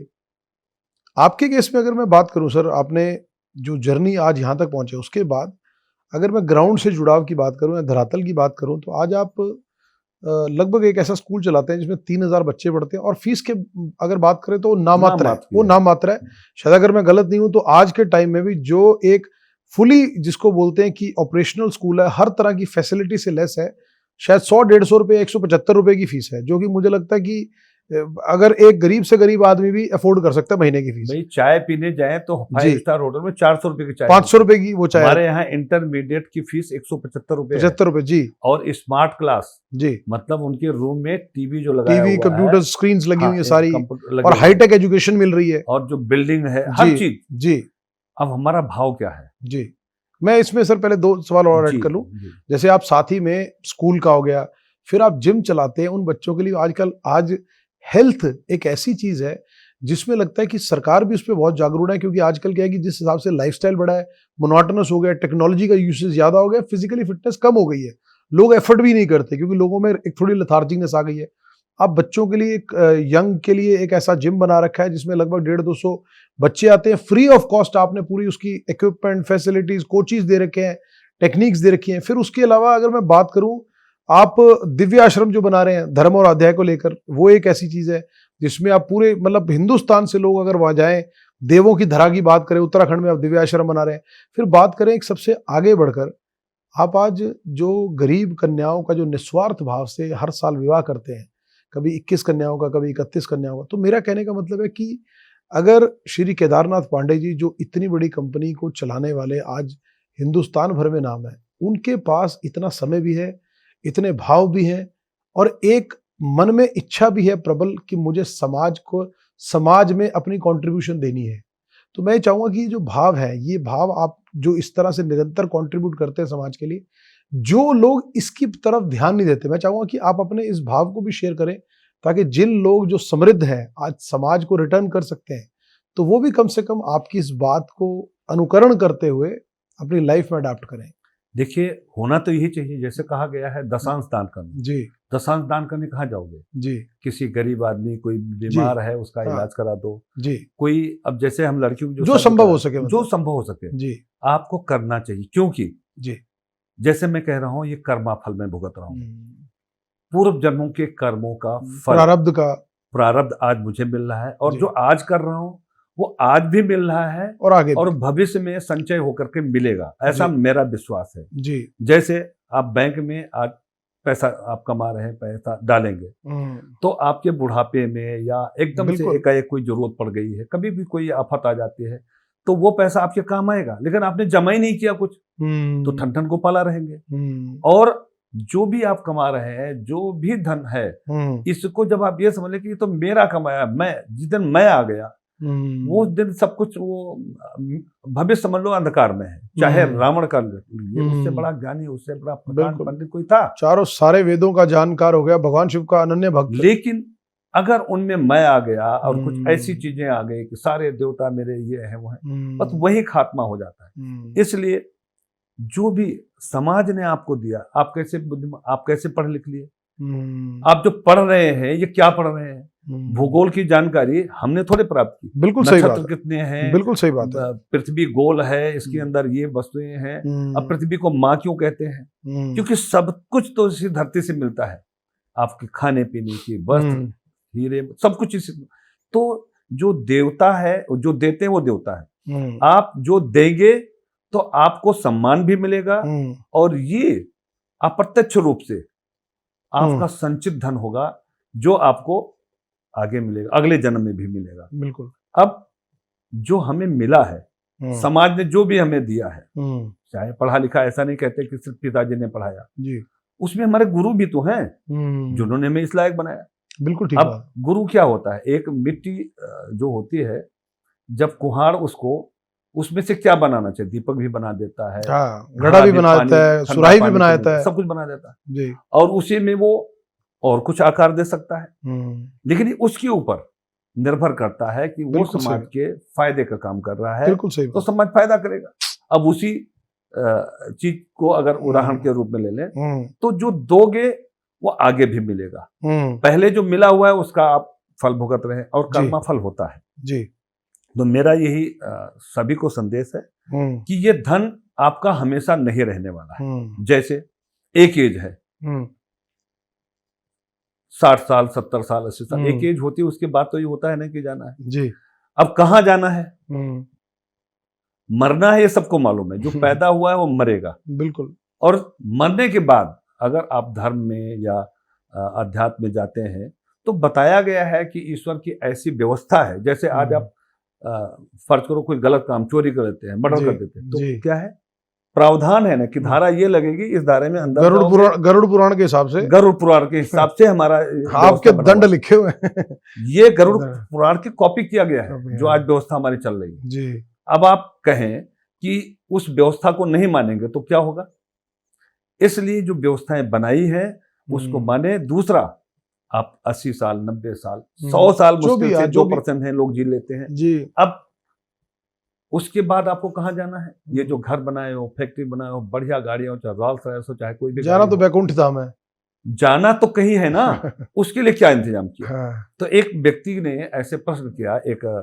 बहुत बड़े बिजनेसमैन से कि वो 70 प्लस हो रहा था, तो भाई अब तो आपकी एज हो रही है, भाव, भक्ति भाव और भगवान में, बोले सब कुछ तो चल रहा है, ठीक चल रहा है, मजे ले रहा हूं। तो बोले आपको मृत्यु मालूम है, बोले हाँ मालूम है। बोले जब मृत्यु होगी तो ये सब साधन वहां ले जाओगे? बोले हाँ, ये तो नहीं जाएगा, लेकिन मैं यहाँ मजे ले रहा हूं तो वहां भी मिलेगा। बोले नहीं, वहां की जो करेंसी है वो कुछ दूसरी है। जैसे अमेरिका जाना है, आप प्लानिंग करते हो ना, हाँ तो डॉलर चाहिए कि जब हमें अमेरिका जाना तो प्लानिंग करना पड़ेगा। ऐसे अब आपका समय है प्लानिंग करने का, कि एक अवस्था हमारी आ रही है जो हमें मृत्यु भी आएगी। बिल्कुल सही बात। और मैं कहीं जाऊंगा, और हमारे धर्म शास्त्र कहते हैं कि आपके कर्मों का फल वहां भुगतना पड़ेगा। बिल्कुल। तो वहां के लिए क्या तैयारी है? तो उसने बोला तैयारी तो नहीं, लेकिन वहां भी यही मिलेगा। बोले नहीं, क्यों नहीं मिलेगा? क्योंकि ये करेंसी वहां नहीं चलती।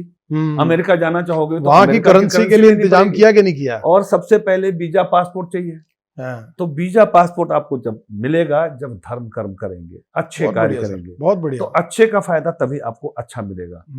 अब उसने बोला अच्छा तो यही बता दो आप गुरुजी कि वहां की करेंसी कौन सी है, जो करेंसी वहां काम आएगी, यहां हमें कमाना पड़ेगा। वो बोला यही करेंसी है पुण्य।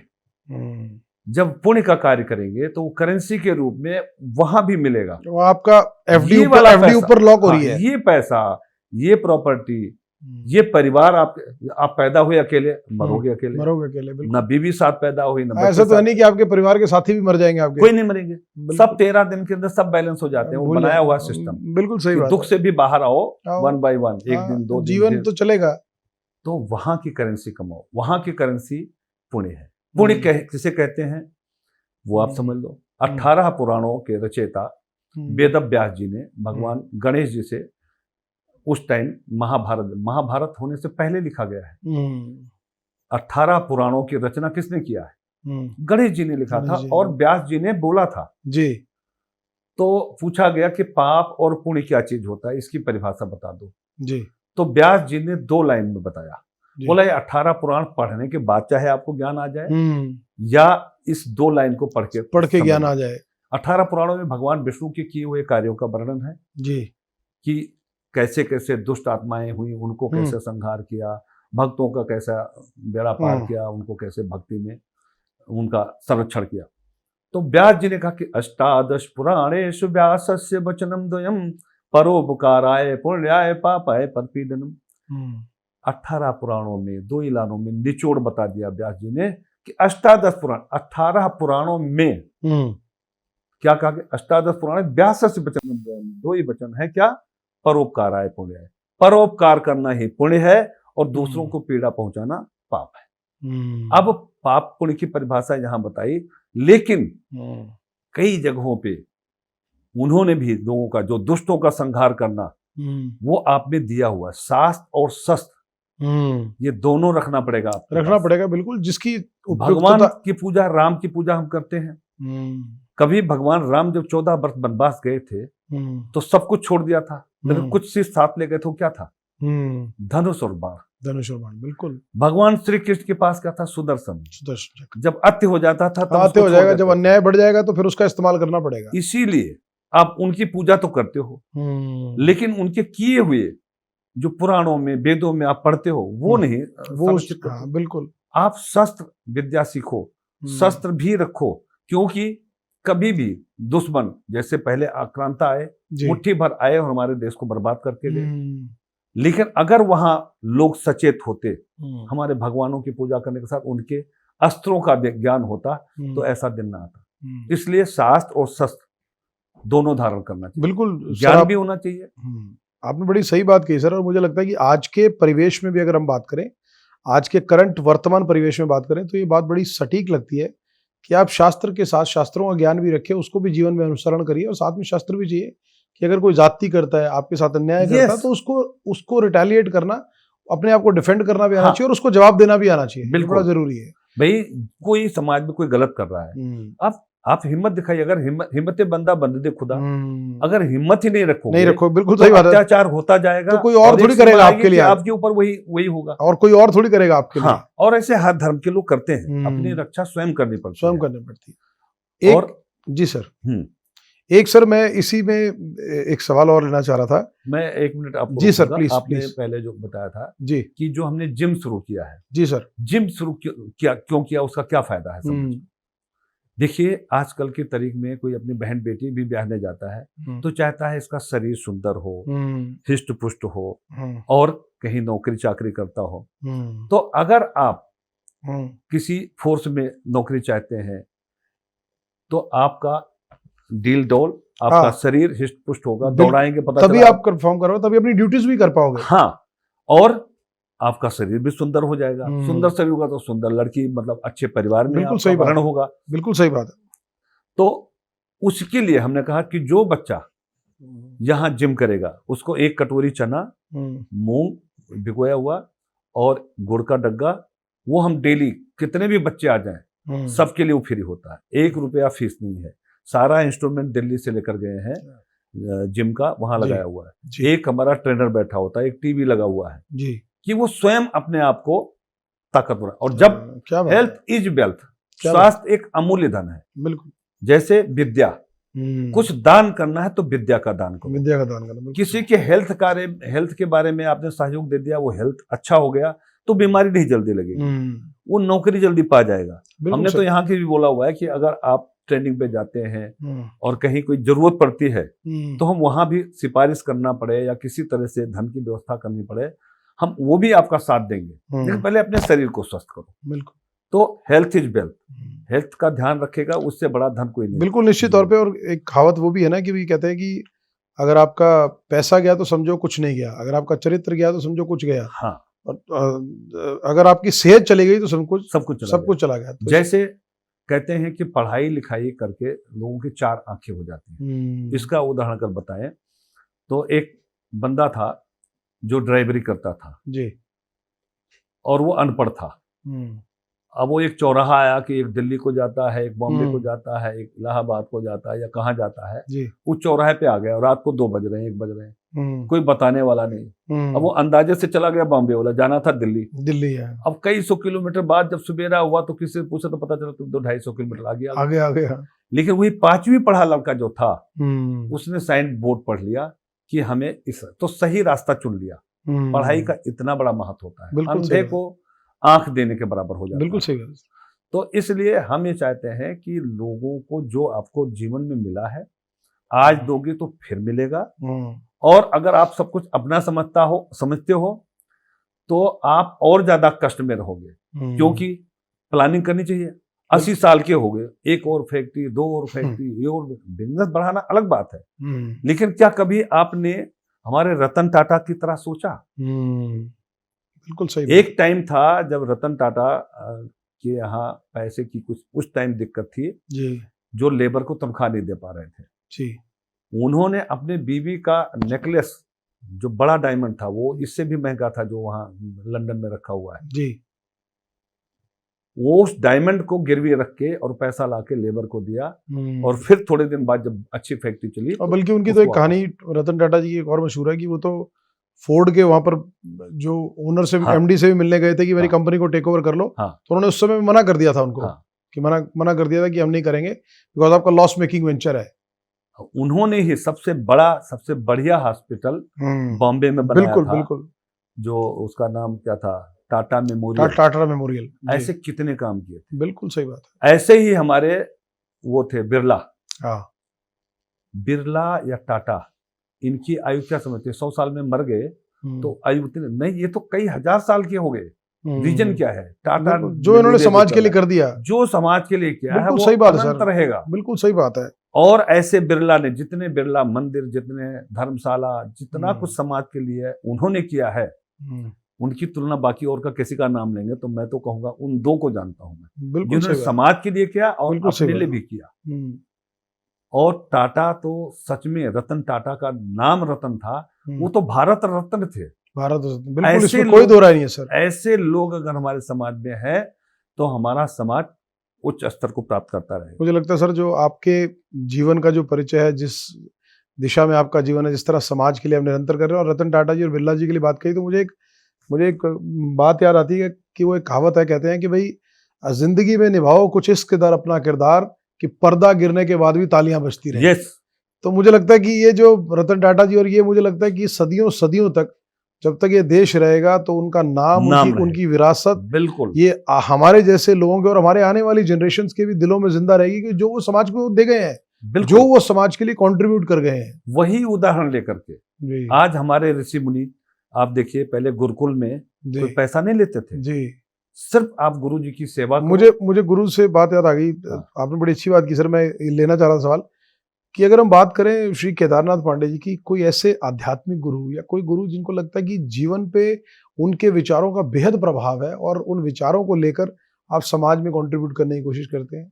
देखिए आज की तारीख में कहें तो जैसे गोस्वामी तुलसीदास जी, अगर रामचरितमानस का रचना ना किए होते तो मैं भगवान राम मर्यादा पुरुषों में उत्तम राम थे, मैं उनके चरित्र को कैसे जान सकता था? बिल्कुल। भाई के साथ क्या व्यवहार किया, पिता के वचन को निभाया, माँ ने जो वरदान मांगा हुआ था, माँ ने उनको नहीं कहा था राम को, उन्होंने दशरथ जी से कहा था, उन्होंने सुन लिया और प्रण कर लिया कि नहीं, जिसकी परंपरा है रघुकुल रीति सदा चली आई, प्राण जाए पर वचन न जाए, ऐसे रघुवंशी थे वो। क्या बात है। और उन्होंने भाई के साथ, भाई मित्र के साथ कैसा मित्रता निभाया, बिल्कुल, और जो उदंड था उसको दंड दिया।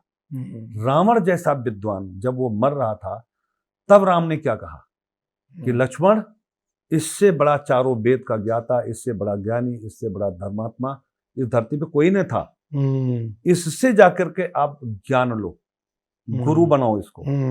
फिर वो सर की तरफ खड़े हो गए थे, तब रावण ने राम को कहा था कि अरे राम, तुम्हारा भाई, उसको तो इतनी समझ नहीं है कि गुरु से ज्ञान लेना है तो कहाँ खड़ा होना है।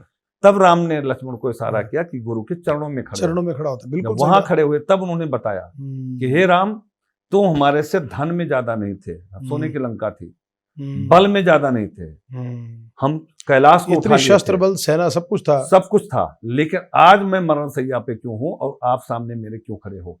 क्योंकि आपका भाई आपके साथ है और हमारा भाई भी आपके साथ, इसलिए आप मुझे मार पाए। बिल्कुल सही। सो परिवार में ऐसा बना के रखो कि भाई भाई का साथ दे, जबकि दुश्मन ना हो जाए। ऐसे कई उदाहरण, कई लोग जो हमारे समाज में बहुत ऐसे उदाहरण, मैं उनको कहता हूं कि भाई दोबारा जन्म नहीं लेता, कोई गलती भी हो जाए तब भी कंप्रोमाइज करो और भाई से भाई को बहुत शानदार प्यार से लूटो, प्यार से जीतो। आज के समाज में तो सर इस तरह के भावों की ज्यादा जरूरत है कि जहां पर पहले जॉइंट फैमिलीज होती थी, माँ बाप, परिवार, चाचा ताए, भाई सब साथ रहते थे, और आज जबकि न्यूक्लियर फैमिलीज हो गए, और बल्कि न्यूक्लियर फैमिलीज की हालत भी हो गई कि अगर दो भाई भी ऊपर नीचे भी एक घर में रहते हैं तो भी उनके अंदर बैलेंस बिठाना बड़ा मुश्किल हो रहा है। बैलेंस बड़ा, क्योंकि आजकल के जो समय है और जिस तरह से पेशेंस और रिश्तों को निभाने की जो मन के अंदर जो भावना है ना, वो कम हुई है आज के समय के हिसाब से। तो हर आदमी सोचता है कि मैं इनकी बात क्यों मानूं भैया, मेरी अपनी लाइफ है। जैसे वो आजकल ये जेनजीज बोलते हैं ना, माई लाइफ माई वे, कि भैया मेरी जिंदगी मेरे तरीके से होगा तो मैं बड़े भाई की बात क्यों मानूं। तो लोगों के अंदर कहीं ना कहीं जीवन में ये सुधार लाना चाहिए। देखिए जी, ये लाइफ कुछ दिन के मिलती है, फर्ज करो हम हैं, आप हैं, किसी का नाम ले लो जी, कितने साल के लिए किराए पे हो, यहाँ ये किराए की जगह है, ना पृथ्वी आपकी है ना हमारी। और सबसे कमाल की बात है सर कि हम जिस किराए के मकान में रह रहे हैं, इस जीवन रूपी जो हम अपना चरित्र निभा रहे हैं इस किराए की जीवन में, उसमें तो अगर आप किसी का मकान किराए पे लेते हैं, वहां तो फिर आपका एग्रीमेंट हो जाता है। हाँ, आप 3 साल के लिए कर रहे हो, आप 1 साल के लिए, यहाँ तो आपको ये नहीं पता कि अगले पल का भी आपका किराया खत्म हुआ, आपकी टिकट ना कट जाए और आप किराए के मकान से विदा ना हो जाओ। अब देखिए, जब इंसान जो मृत्यु को प्राप्त होता है जी, तो उसके किए हुए कार्यों का उस टाइम एहसास होता है, लोग एहसास करते हैं कि अगर कोई बहुत गलत काम किया होता है तो लोग उसकी बुराई करते हैं, अरे मर गया, छुट्टी मिला, ये तो आक्रांता था, इतना किया उतना लोगों को बर्बाद कर रहा था, हमारे पैसे खा गया। किसी ने अच्छा किया हुआ कहता भाई आदमी तो धर्मात्मा था, आदमी ने ऐसा किया, किसी का बुरा नहीं चाहा, ये क्या, वही तारीफ होती है। और आज की तारीख में मैं जो भी मेरे से हो सकता है, देखिए पैसा किसी, मेरे पास तो मैंने तो 0 से शुरू किया, आज यहाँ है और कल को ना रहूं तो भी ये मेरे साथ तो कुछ जाने वाला नहीं। जी सर, जो मुझे आज ये जीवन मिल रहा है ये पूर्वजन्मों का फल है, और आज जो करूं ये पहले भी मिलेगा, आज भी मिलेगा। इस चीज को हम आधार मान के हम काम करते हैं। पैसे को मैं गले से नहीं लगा दूंगा, नहीं ये तो मेरा है, मैं यहाँ खर्च करूँ वहां खर्च करूँ। जो समाज के लिए करेंगे वो हजारों साल तक आप जीवित रहेंगे। क्या बात है सर। और इसको हम सिद्धांत मान के चलते हैं। बिल्कुल सर। पैसा तो आएगा जाएगा, खत्म हो जाएगा। हम कुछ सवाल ना सर आपकी इस जर्नी से रिलेटेड लेंगे, आपके गीकन ब्रांड से रिलेटेड लेंगे, लेकिन मैं पहले उस एस्पेक्ट को टच करने से पहले कि गीकन की जो नाम रहा ब्रांड में, जब मार्केट के अंदर पहली बार गीकन का नाम सुनना शुरू हुआ, उससे पहले आपकी इस बात से कोरिलेट करते हुए आपने कहा कि भी आदमी अपना काम ऐसा करके जाए कि सदियों तक याद रखा जाए। तो जब आप कहते हैं कि अपना, क्योंकि किराए की जगह है टेम्परेरी, तो मुझे एक उदाहरण बड़ा अच्छा याद आ रहा है। चार्ली चैपलिन एक बड़े अच्छे कॉमिक एक्टर रहे चार्ली चैपलिन। तो चार्ली चैपलिन ने बड़े दशकों तक लोगों की जिंदगी में बड़ी हंसी मुस्कुराहटें और दी, और अपने बल्कि बोलने के अलावा, बोलने के बजाय एक्शन से, जो उनके एक्शंस थे, जिस तरह के हाव भाव वो करते थे, उससे लोगों की जिंदगी में बहुत सी खुशियां बांटी, बहुत सी खुशियां बटोरी। और मेरे को उनका एक याद है कि उनको शायद 1972 में शायद पहली बार उनको ऑस्कर अवार्ड दिया गया था, काफी साल के बाद, काफी साल तक लगातार करने के बाद उनको ऑस्कर दिया गया। और जब उनको ऑस्कर अवार्ड के लिए बुलाया गया मंच पे, तो शायद वो आज तक का सबसे लॉन्गेस्ट ओवेशन था कि जब उनको मंच पर बुलाया गया चार्ली चैपलिन को ऑस्कर अवार्ड देने के लिए, तो 12 मिनट तक उस पूरे सभागार में, उस ऑडिटोरियम में जितने लोग थे जहां ऑस्कर के लिए बुलाया गया, 12 मिनट तक नॉन स्टॉप तालियां बजती रही। ये आज तक का ऑस्कर अवार्ड्स का सबसे लंबा स्टैंडिंग ओवेशन था किसी भी कलाकार के लिए जिसको ऑस्कर के मंच पे। तो आप समझिए कि उनके काम के लिए वो जो ऑडियंस थी, लोग, कि वो अपने आप को इस बात के लिए रोक नहीं पाए कि वो उनके हाथ रुक जाएं कि एक आदमी को उसके काम के लिए अप्रिशिएट करने के लिए जो वो समाज के लिए, लोगों के लिए मूवीज के माध्यम से कर गया। तो मैं आपकी बात से वही उसको कोरिलेट कर रहा हूं कि आदमी जीवन में कर्म ऐसे कर जाए, वो धर्म के, अध्यात्म के, लोगों की जीवन में परिवर्तन लाने वाले, कि लोग ना चाहते हुए, जैसे कहा ना अंतिम पल में, तो लोग उनके लिए शब्द कम पड़ जाए उस आदमी की तारीफ करने के लिए। चाय के साथ दिल की बात in association with PNB Kitchen Mate Prime and best.